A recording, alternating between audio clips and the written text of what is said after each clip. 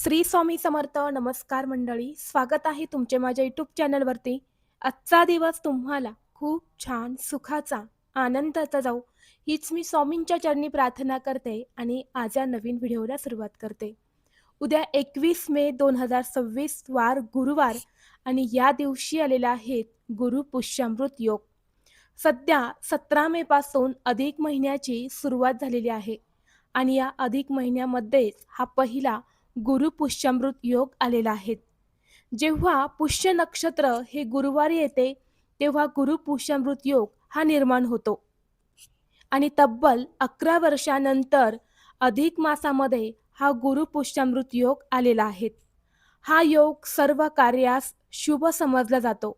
या योगावर सुवर्ण खरेदी केले असता त्याची वृद्धी होते अशी धार्मिक मान्यता आहे.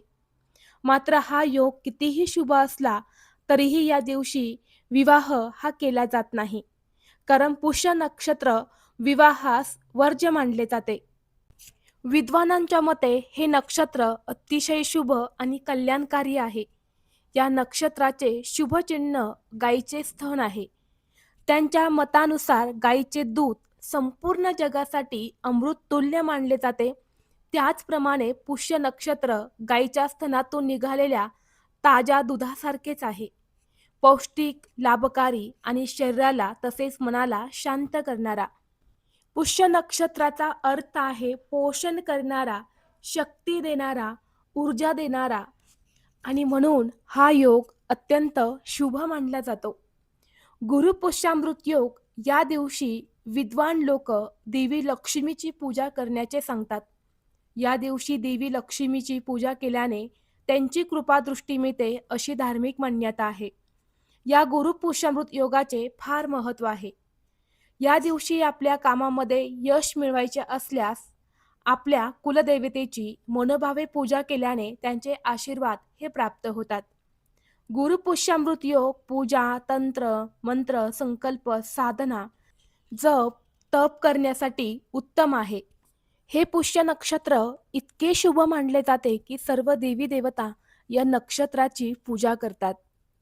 धार्मिक दृष्टीने हा दिवस अत्यंत महत्त्वाचा असल्यामुळे या दिवशी आपल्या ज्योतिषशास्त्रामध्ये सांगितलेले काही प्रभावी उपाय आणि सेवा सुद्धा केल्या जातात. आज या व्हिडिओमध्ये मी तुम्हाला एक अतिशय प्रभावी असा उपाय सांगणार आहे. जर तुमच्या घरात सतत पैशांची चणचण भासत असेल, पतीच्या नोकरीमध्ये, व्यवसायामध्ये काही अडचणी येत असतील, मुलांचे अभ्यासामध्ये लक्ष लागत नसेल किंवा घरामध्ये विनाकारण वाद, विवाद, क्लेश होत असतील, तर उद्या सकाळीच आपल्याला घरात एका झाडाचं पान आणायचं आहे. हे पान घरी आणताच तुमच्या घराची, मुलांची, पतीची अगदी भरभरून प्रगती होईल. शत्रू तुमच्या समोर लोटांगण घालेल. 7 पिढ्यांचे दारिद्र्य नष्ट होऊन घरात अखंड लक्ष्मी नांदेल. तर अशा कोणत्या झाडाचं पान आपल्याला घरात आणायचं आहे, त्या पानाचं काय करायचं आहे याबद्दलची संपूर्ण माहिती या व्हिडिओमध्ये मी तुमच्यासोबत शेअर करणार आहे. त्यामुळे तुम्ही हा व्हिडिओ स्किप न करता शेवटपर्यंत नक्की पहा. चॅनलवरती नवीन असाल तर सबस्क्राईब करा आणि असेच माहितीपूर्व नवनवीन व्हिडिओ पाहण्यासाठी बेल आयकॉनलाही प्रेस करा. म्हणजे जेव्हा कधी मी नवीन व्हिडिओ अपलोड करेल त्याचं नोटिफिकेशन सर्वात अगोदर तुम्हाला भेटेल आणि तुम्ही एक पण व्हिडिओ मिस करणार नाही. तसेच हाय बटन देखील क्लिक करा. तर पहा, आज या व्हिडिओमध्ये मी तुम्हाला जो उपाय सांगणार आहे तर हा उपाय आपल्याला उद्या 21 मेला गुरुवारी गुरु पुष्यामृत योगावरती करायचा आहे. सकाळी 12 वाजण्याच्या अगोदर आपल्याला फक्त या एका झाडाचं पान जे आहे तर ते आपल्या घरात आणायचं आहे. हे पान घरात आणताच तुमच्या घरातील 7 पिढ्यांची दरिद्री ही दूर होईल. तुमच्या मुलांची, तुमच्या कुटुंबाची भरभरून प्रगती होईल.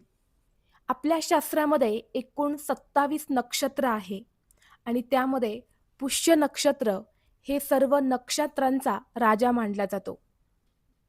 आणि जेव्हा हेच पुष्य नक्षत्र गुरुवारी येते तेव्हा त्याला गुरु पुष्यामृत योग म्हणतात.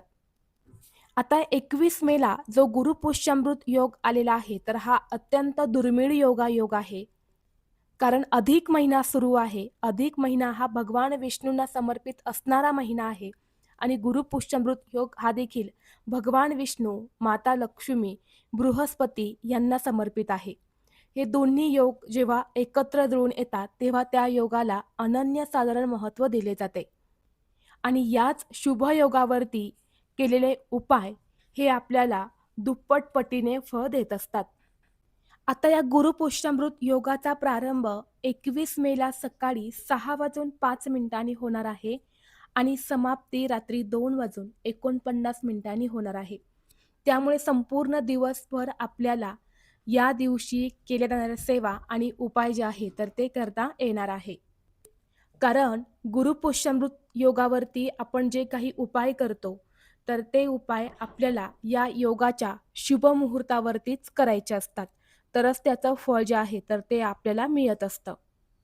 तर आता पहा आपल्या निसर्गामध्ये अशा काही वनस्पती आहेत, ज्यामध्ये साक्षात देवी देवतांचा वास असतो. त्या झाडामध्ये एक दैवी शक्ती असते. आणि विशेष तिथीवरती या झाडासंबंधित आपण काही उपाय जर केले तर ते खूप जास्त प्रभावी ठरत असतात. कारण या झाडाच्या पानांमध्ये सकारात्मक ऊर्जा आकर्षित करण्याची आणि नकारात्मक ऊर्जा नष्ट करण्याची दैवी शक्ती असते.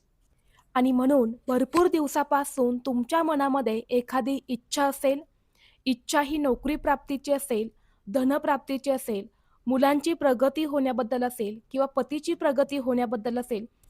पतीची प्रगती होत नसेल, मुलांची प्रगती होत नसेल, मुलांना हवं तसं त्यांच्या शिक्षणामध्ये यश मिळत नसेल किंवा तुमच्या घरामध्ये पैसा टिकत नसेल, सतत पैशांच्या आर्थिक अडचणी येत असतील किंवा घरामध्ये सतत वाद, विवाद, क्लेश, भांडणे होत असेल, तुमची कोणतीही इच्छा मनोकामना पूर्ण होत नसेल, तर या शुभयोगावरती तुम्हाला हा जो उपाय आहे तर हा करायचा आहे. जो उपाय मी तुमच्यासोबत शेअर करणार आहे तर हा अत्यंत प्रभावी आणि सात्विक उपाय आहे. हा उपाय जर तुम्ही श्रद्धेने केला तर नक्कीच त्याचं शुभफळ तुम्हाला प्राप्त होईल. तसेच तुमच्या जीवनामध्ये एखादा शत्रू असेल, शत्रू तुम्हाला वारंवार येऊन त्रास देत असेल, समोरून तुमच्यावरती वार करत असेल, तुमच्याशी भांडण करत असेल किंवा शत्रू हा गुपित आहे, तुमच्यावरती गुप्त वार करत आहे, तुम्हाला त्रास देत आहे आणि अशा शत्रूंमुळे तुमच्या प्रगतीमध्ये अडथळे येत असतील, तुमच्या घरामध्ये काही समस्या येत असतील, तर हा उपाय तुम्ही नक्की करा. आता आपल्या सनातन धर्मात ज्याला साक्षात देवांचे रूप मानले गेले आहे, ते झाड आहे म्हणजे औदुंबराचे झाड. या औदुंबराच्या झाडामध्ये साक्षात भगवान दत्तात्रय, माता लक्ष्मी, भगवान विष्णू यांचा वास असतो. या औदुंबर वृक्षाच्या मुळाशी ब्रह्मा, मध्यभागी विष्णू आणि अग्रभागी शिव राहतात.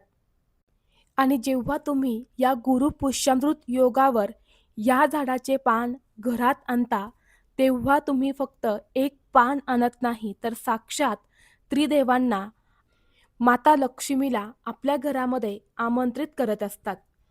या पानामध्ये एवढी तीव्र आकर्षण शक्ती असते, की आपल्या घराकडे लक्ष्मीला ते पान आकर्षित करत असते आणि आपल्या घरातील गरिबी ओढून बाहेर फेकून देते.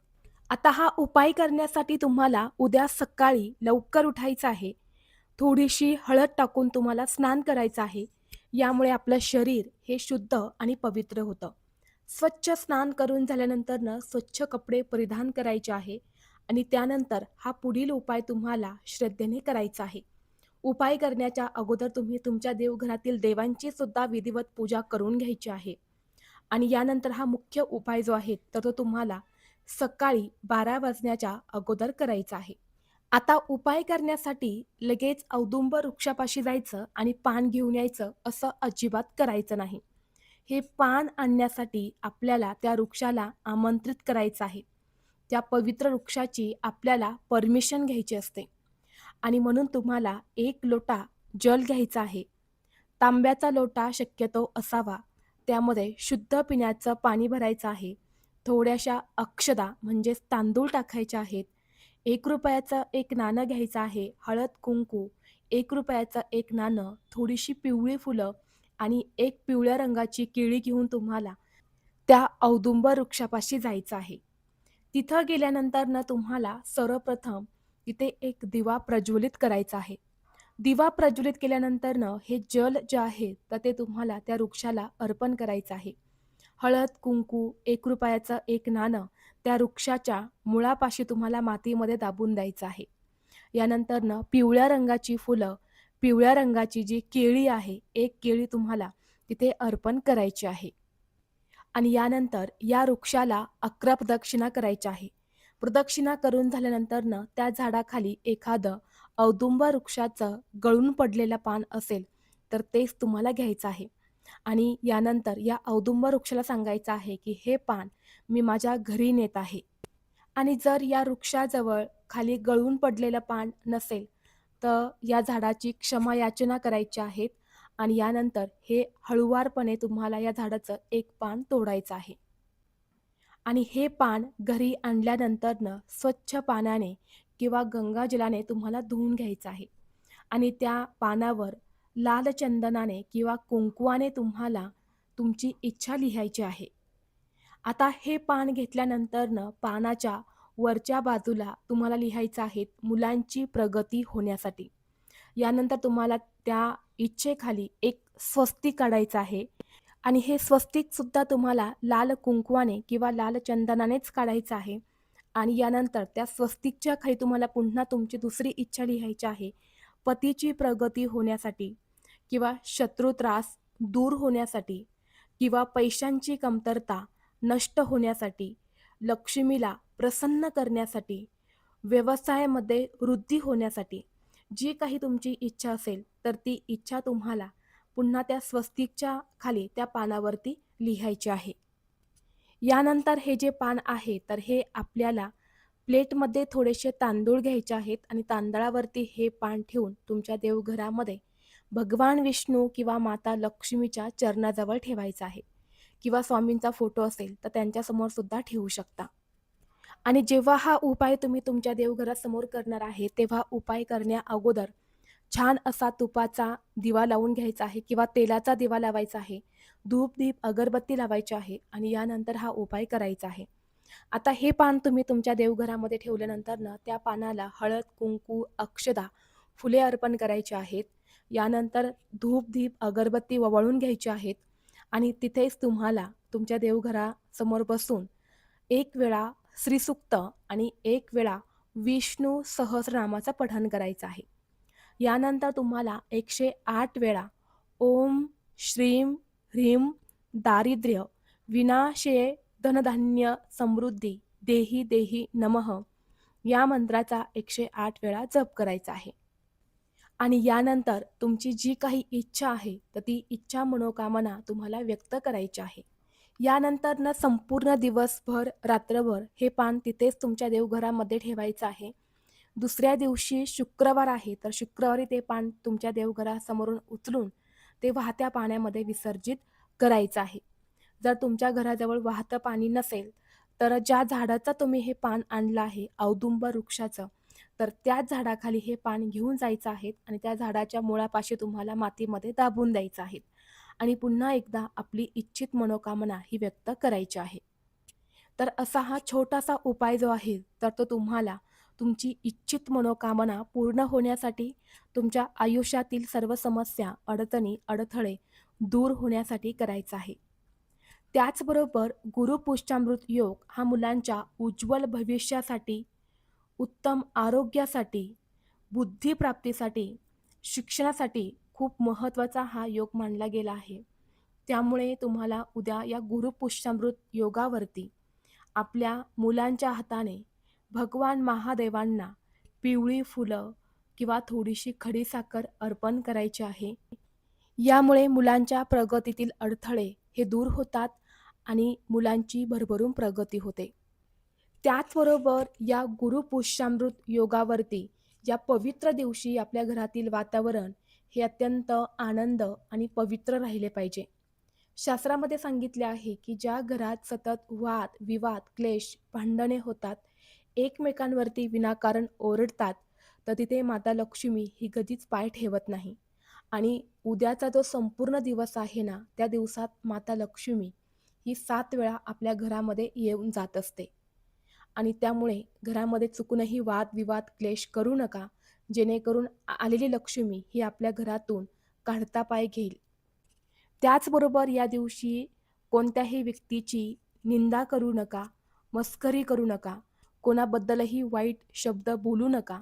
आपल्या घरात, आपल्यामध्ये जेवढी शांतता राहील, जेवढं तुम्ही देवांचं नामस्मरण कराल, त्याचा तेवढा जास्त तुम्हाला फायदा होईल. तर ही अत्यंत महत्त्वाची माहिती मला तुमच्यापर्यंत शेअर करायची होती. व्हिडिओ तुम्हाला आवडला तर लाईक करा, चॅनलवरती नवीन असाल तर सबस्क्राईब करा आणि हा व्हिडिओ आपल्या मित्रपरिवारासोबत जास्तीत जास्त शेअर करा. चला तर मग भेटू असंच पुढल्या एका नवीन व्हिडिओमध्ये. तोपर्यंत सर्वांना श्री